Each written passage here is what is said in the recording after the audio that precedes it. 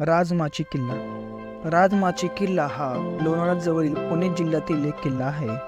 राजमाची किल्ला हा गिरिदुर्ग या प्रकारात मोडतो आणि याची उंची 833 मीटर एवढी आहे. राजमाचीवर मनोरंजन व श्रीवर्धन हे 2 बालेकिल्ले आहेत. राजमाची किल्ल्याला खूप जुना इतिहास लाभलेला आहे.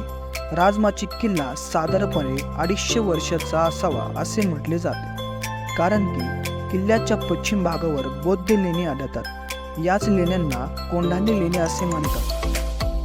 छत्रपती शिवाजी महाराजांनी 1657 मध्ये जेव्हा कल्याणवर स्वारी केली, त्याच वर्षी छत्रपती शिवाजी महाराजांनी पुणे आणि कल्याण विभागात असलेल्या बोरघाटावरील राजमाची, लोहगड, तुंग, तिकोना, विसापूर हे सर्व किल्ले स्वराज्यात आणले. त्यामुळे पुण्यापासून ते ठाणेपर्यंतचा सर्व प्रदेश स्वराज्यामध्ये सामील झाला. पुढे छत्रपती संभाजी महाराज जिवंत असेपर्यंत हे सर्व किल्ले मराठ्यांच्या ताब्यात होते.